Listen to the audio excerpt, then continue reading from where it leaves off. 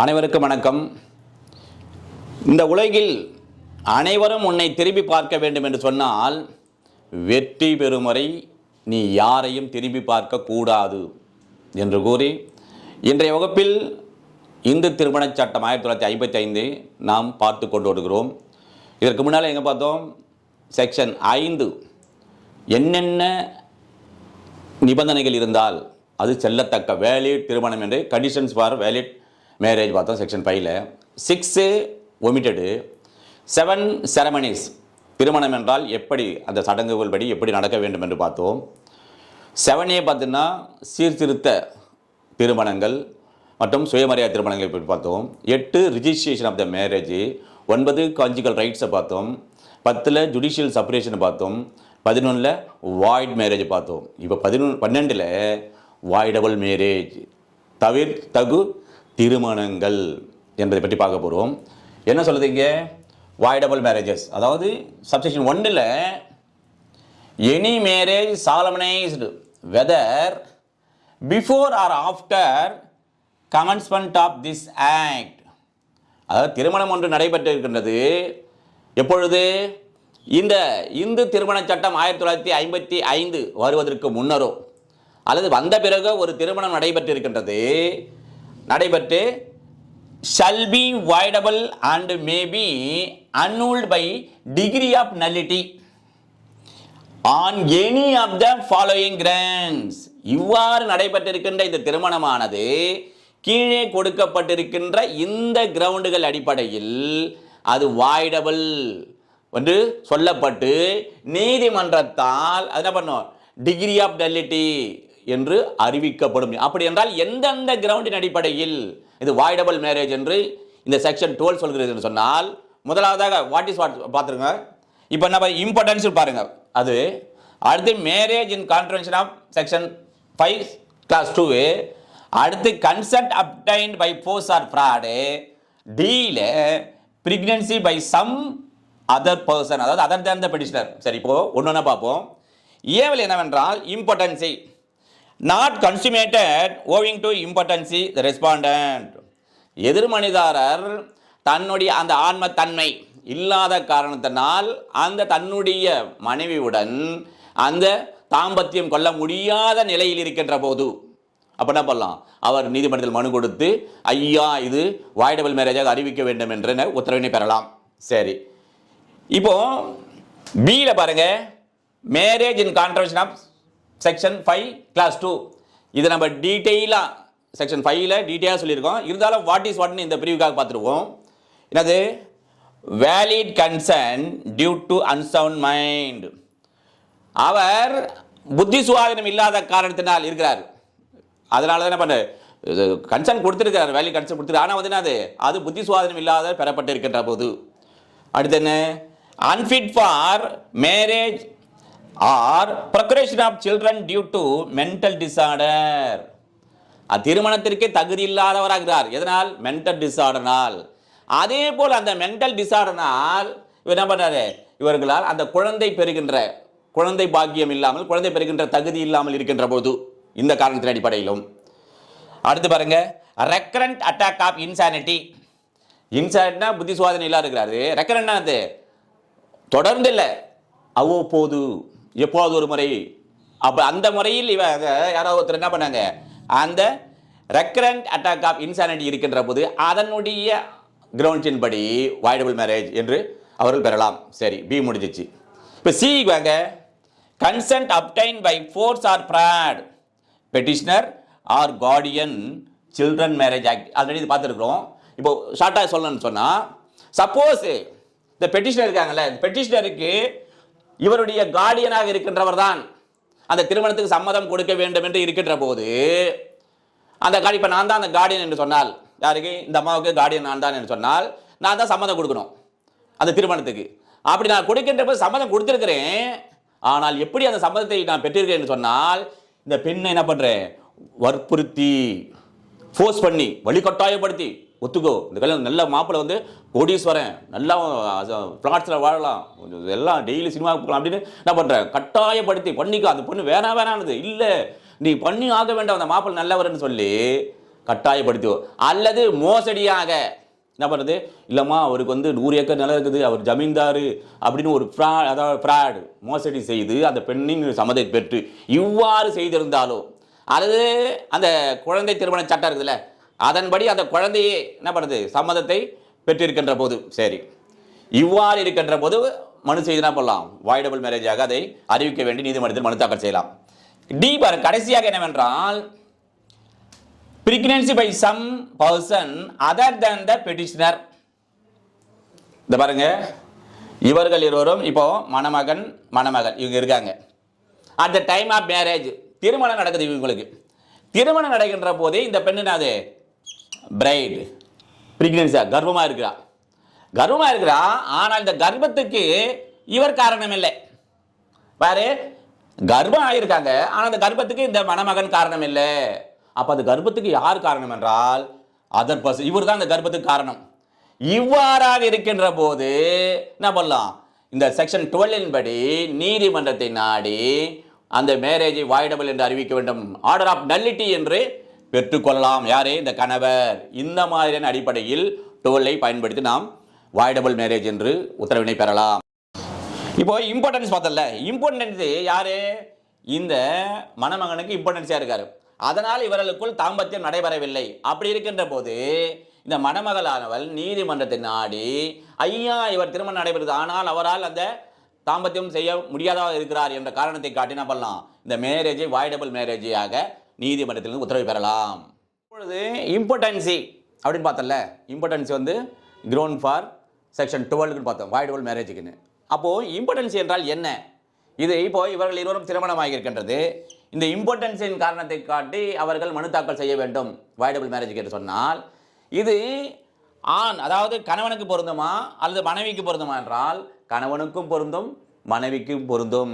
இம்பார்ட்டன்சி is applicable for both male and women. சரி, இப்போ what is impotency as per 12 of Hindu marriage act 1955 என்றால், important உதாரணத்துக்கு ஆண்மை தன்மையற்றவராக இவர் இம்பார்ட்டண்ட்டாக இருக்கின்ற போது, எப்போ at the time of marriage இவர்களுக்கு திருமணம் நடைபெறுகின்ற போது அவ்வாறு ஆண்மை தன்மையராக அற்றவராக இருக்கின்ற போது, மேரேஜ் நாட் கன்சுமேட்டட் அண்ட் ஆல்சோ என்ன பண்ணாரு, திருமணம் நடந்த பிறகு என்ன பண்ண அவர்களுக்குள் எந்த விதமான தாம்பத்தியம் நடைபெறவில்லை என்றால் என்ன செய்யலாம், இவர்கள் இருவரில் யார் பாதிக்கப்பட்டிருக்கார் அக்ரூட் பர்சன் நீதிமன்றத்தில் செக்ஷன் 12 படி பெட்டிஷன் போட்டு அவர்களுக்கான அந்த வாய்டபிள் மேரேஜினுடைய உத்தரவை பெறலாம். சரி, இரண்டாவது என்ன, potent marriage consummated later become impotent. இப்போ எல்லாம் இரண்டு பேருமே இவர் ஆண்மை தன்மை உடையவராக இருக்கிறார், அதே மாதிரி இந்த அம்மாவும் அது குழந்தை பிறகு தன்மை உடையவராக இருக்கிறார்கள், பொட்டன்ட்டாக இருக்கிறார்கள். மேரேஜும் என்னாச்சு, அவர்களுக்குள் தாம்பத்தியம் நடைபெற்று விட்டது. லேட்டர் பிகேம் இம்பார்ட்டன்ட் திருமணம் அடைந்து அந்த மாதிரி அவர்களுக்குள் தாம்பத்தியம் நடைபெற்ற பிறகு என்ன ஆகுதுன்னா இம்பார்ட்டன்ட் ஆகிவிடுகிறார்கள். ஆண்மை தன்மையற்றவராக அல்லது குழந்தை பெறுகின்ற தன்மை அற்றவராக அவர் ஆகிவிட்டால் அப்பொழுது நீதிமன்றத்தில் செக்ஷன் 12ஐ பயன்படுத்தி இந்த வாய்டபிள் மேரேஜுக்காக மனு தாக்கல் செய்ய முடியுமா என்றால் நோ, மனு தாக்கல் செய்ய முடியாது. சரி, அடுத்து வாங்க, இம்பார்ட்டன்ட். அது இம்பார்ட்டன்ட் இருக்குது, அது சப்சிக்வெண்ட்லி இம்பார்ட்டன்ட் அண்ட் மேரேஜ் கன்சுமேட்டட். இப்போ முதல்ல வந்து நம்ம இவங்க ரெண்டு பேரும் யாராவது ஒரு எய்தர் பார்ட்டி தான், எய்தர் பார்ட்டிலே இம்பார்ட்டண்ட்டாக இருக்கின்ற போது சப்சிக்வெண்ட்டாக என்ன வராங்க, அவர்கள் இருவருமே யாரோ என்ன ஆகிட்டாங்க, அப்போ பொட்டன்ட் என்ன அர்த்தம், அவள் ஆண்மை உடையவராகவோ அதே மாதிரி குழந்தை பெறுகின்ற தன்மை உடையவராக இருவரும் மாறிவிட்ட பிறகு சப்சிக்வெண்ட்லி அதை தொடர்ந்து ஆண்டு மேலும் அவர்கள் பிறகு அந்த திருமணத்திற்கு பிறகு அந்த தாம்பத்தியமும் நடைபெற்று விட்டது. இவ்வாறு இருக்கின்ற போது இவர்கள் இந்த பிரிவு 12ஐ பயன்படுத்தி வாய்டபிள் மேரேஜாக அறிவிக்க வேண்டும் என்று நீதிமன்றத்தில் மனு தாக்கல் செய்ய முடியுமா என்றால் no, no petition to be filed, அவர் செய்ய முடியாது என்று சொல்கிறது. இப்போ சப்செக்ஷன் 2 பாருங்க, notwithstanding anything contained in subsection 1 no petition for annulling a marriage. Subsection 2ல class 1ல C shall be entertained if, அதாவது என்ன சொல்றாங்க, ஏற்கனவே நம்ம பார்த்தல சப்செக்ஷன் 1ல் பார்த்ததில் அதில் எது சொல்லப்பட்டிருந்தாலும் அல்லது யாது கண்டிருந்த போதிலும் அதெல்லாம் விட்டுடுங்க, இப்போ என்ன சொல்றோமோ அதுதான் அப்படின்றாங்க. அப்ப என்ன சொல்றாங்க, no petition for annulling a marriage அந்த திருமணத்தை ரத்து செய்வதற்காக ஒரு மனுவையும் தாக்கல் செய்ய முடியாது. எப்போ? as per section 2 subsection 1 class C படி shall be entertained if அதன் போல இருக்குதுல்ல, அது வாரான மனுவானது எதன்படி எல்லாம் இருக்கின்ற போது மனு செய்ய முடியாது என்று சொன்னால் கிளாஸ் 1 படி petition is presented more than 1 year of cessation of force. இப்போ சம்மதம் வாங்கியிருக்கான்னு சொல்றாங்க. இங்க எதன்படி? செக்ஷன் 2 சப்செக்ஷன் 1 C படி பார்த்தல்ல, அதிலே அந்த அனுமதியானது அந்த ஒப்புதலானது ஒரு வலுக்கட்டாயமாக வாங்கப்பட்டு அது ஓராண்டு முடிவிட்ட பிறகு முடிஞ்சு போச்சுன்னா அதன் பிறகு இந்த செக்ஷன் 12 படி மனு தாக்கல் செய்ய முடியும் என்றால் முடியாது. சரி. அல்லது டிஸ்கவரி ஆஃப் ஃப்ராட், அந்த ஒப்புதலானது மோசடியாக பெறப்படுது என்று தெரிந்த நாளிலிருந்து ஓராண்டு முடிஞ்சு போச்சு. அப்போ இரண்டுமே அந்த ஃப்ராடு அதே போன்ற என்னது ஃபோர்ஸ் முடிந்த ஓரான பிறகு மனு தாக்கல் செய்ய முடியாது. சரி. அடுத்து கிளாஸ் 2 வாங்க.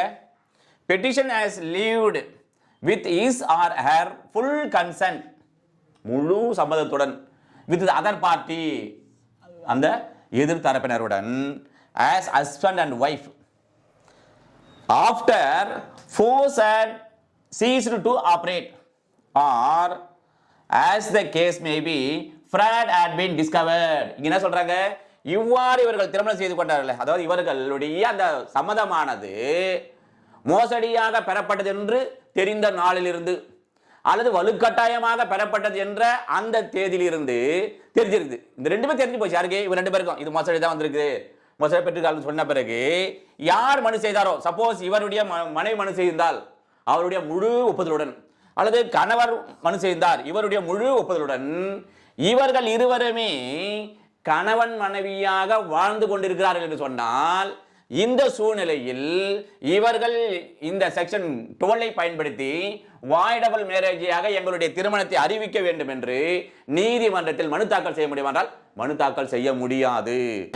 இப்பொழுது இதை பார்ப்போம். அதாவது notwithstanding anything contain in subsection 1ல no petition for annulling a marriage on the ground specified in subsection 2ல கிளாஸ் 1ல D.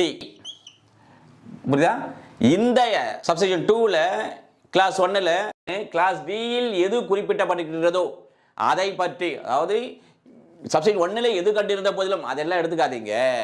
இங்கே செக்ஷன் 2 செக்ஷன் 1 கிளாஸ் D இல் சொல்லப்பட்டிருக்கிறதில் எது குறிப்பிட்டு சொல்லப்பட்டிருக்கின்றதோ அதில் எந்த விதமான பெட்டிஷனும் போட முடியாது. எதுலாம் அப்படின்னு சொன்னால் shall be entertained unless court is satisfied that, எப்போ நீதிமன்றம் ஒருவேளை அது திருப்தி அடைந்தால் தவிர மற்ற நேரத்தில் அந்த மாதிரியான மனுவினை ஏற்றுக்கொள்ளுதல் ஆகாது என்று சொல்கிறது. என்னென்ன பார்க்கலாம் அப்படின்னு சொன்னால் class 1ல petitioner was at the time of marriage ignorant of the facts alleged. இப்போ முதல்ல இதை பார்க்கணும். இது என்ன சொல்லிட்டு பார்த்தோம்னா திருமணத்தின் போது இந்த மணமகளானவள் கர்ப்பமுற்று இருக்கிறாள், அதுதான் ஸ்பெசிஃபை பண்ணியிருப்பாங்க. இப்போ அது சம்பந்தமா தான் இங்க பார்க்க போறோம். அவ்வாறு இந்த திருமணத்தின் போது இந்த மணமகளானவள் கர்ப்பமுற்று இருக்கிறார் என்பதே யாருக்கு தெரியாது? இந்த மணமகனுக்கு தெரியாமல் இருக்கின்ற போது. சரி, அப்ப என்ன போடலாம்? பெட்டிஷன் போடலாம். அடுத்து என்ன? கிளாஸ் 2ல proceeding have been instituted in the case of marriage solemnized. என்ன? before commencement of this act, அதாவது இவர்களுக்கிடையே திருமணமானது இந்த இந்து மேரேஜ் ஆக்ட் 1955 வருவதற்கு முன்னாலே நடந்திருந்தால் பிறகு என்ன பண்ணலாம்? எப்ப மனு போடலாம்? இந்த செக்ஷன் 12 படி என்று சொன்னால் within 1 year of church commencement. இந்த சட்டம், இந்து திருமண சட்டம் 1955 வந்த பிறகு ஓராண்டுக்குள்ளாக செக்ஷன் 12 படி மனு தாக்கல் செய்யலாம். சரி, அடுத்து என்ன? After commencement of this act, ஒருவேளை இந்த திருமணம் இவருக்குள் நடைபெற்ற திருமணமானது இந்த சட்டம் 1955 பிறகு வந்த பிறகு திருமணம் நடைபெற்றிருந்தால் எப்பொழுது இந்த மனு தாக்கல் செய்யலாம் என்று சொன்னால் within 1 year from the date of marriage, இவர்களுக்குள் திருமணம் நடந்த அந்த தேதியிலிருந்து ஓராண்டுக்குள்ளாக மனு தாக்கல் செய்ய வேண்டும் என்று சொல்கிறது. சரி, அடுத்து பாருங்க 3 கிளாஸ்ல marital intercourse with the consent of the petitioner has not taken place since the discovery by the petitioner of the said ground. இப்போ இவர் வந்து திருமணத்தின் போது இவர் பிரெக்னெண்டாக இருக்கிறார் என்று தெரிந்த பிறகு இவர்கள் இருவருக்கும் இடையே எந்த விதமான யாரே இந்த இவர் பெட்டிஷனர்னா இவர் எந்த விதமான அந்த தாம்பத்தியம் வைத்துக் கொள்ளாம இருக்கின்ற போது கண்டுபிடிச்சாரு. ஏன்னா கர்வமா இருக்காரு, திருமணமாச்சு, அப்புறம் கர்வமா இருக்காரு கண்டுபிடித்த பிறகு அதுக்கப்புறம் இவர்களுக்குள் எந்த விதமான தாம்பத்திய உறவு வைத்துக் கொள்ளவில்லை என்றால், அவர்கள் நடைபெறவில்லை என்றால், அப்பொழுது செக்ஷன் 12 பயன்படுத்தி வாய்டபிள் மேரேஜை அறிவிக்க வேண்டும் என்று நீதிமன்றத்தை அந்த கணவரானவர் நாடலாம் என்று சொல்கின்றது. அடுத்த பிரிவு, அதாவது செக்ஷன் 12ல வாய்டபிள் மேரேஜ் இல்ல, இந்து மேரேஜ் ஆக்ட் 1955ல இதற்கு தொடர்புடைய பிரிவுகள் மற்றும் ஆக்ட் என்ன என்பதை பார்ப்போம். Section 3 of the provision of child marriage act 2006 இது என்ன சொல்லுது? Child marriage to be voidable at the option of contracting party being a child. அதாவது 18 வயசுக்குள்ளே இருக்கும்போது திருமணம் நடைபெற்ற பிறகு அந்த குழந்தையானது 18 வயது முடிந்த பிறகு 2 ஆண்டுக்குள் இந்த திருமணம் வாய்டபிள் மேரேஜாக அறிவிக்க வேண்டும் என்று மனு தாக்கல் செய்யலாம் என்று சொல்கிறது. இன்னொரு தொடர்புடைய ஆக்ட் இது child marriage restraint amendment act 1978 இதற்கு முன்னால் இருந்தது. சரி, அடுத்து பனிஷ்மெண்ட் பற்றி பார்க்குறோம். செக்ஷன் 18 கிளாஸ் ஏவில் punishment for contravention of certain other condition for a Hindu marriage. அதாவது இந்து திருமண சட்டத்தில் இருக்கின்ற நிபந்தனைகளை மீறுகின்ற போது அதற்கான தண்டனை என்று எங்கே சொல்லப்பட்டுள்ளது, எந்த பிரிவில் சொல்லப்பட்டுள்ளது என்று கேள்வி வந்தால் என்ன பண்ணும்? Section 18A of Hindu marriage act 1955. சரி, அதற்கான தண்டனை என்ன என்று சொன்னால் rigorous imprisonment may extend to 2 years 2 ஆண்டு காலம் வரை நீடிக்கக்கூடிய ஒரு கடுங்காவல் தண்டனை, அல்லது fine May extend to 1 lakh rupees அபராதமானது 1 லட்சம் ரூபாய் வரை நீடிக்கக்கூடிய அபராத தொகை விதிக்கலாம். அடுத்தது ஆர் வித் போத் இரண்டையும் சிறை தண்டனையும் விதிக்கலாம், அதே போன்று அபராதம் விதிக்கலாம் என்று சொல்கின்றது. இவ்வாறாக நாம் இந்த தேர்வுக்காக படிக்கின்ற போது கேள்வி பதிலாக இவ்வாறு ப்ரிப்பேர் செய்து படித்தால் வெற்றி நிச்சயம் என்று கூறி அடுத்த வகுப்பில் சந்திப்போம். நன்றி, வணக்கம்.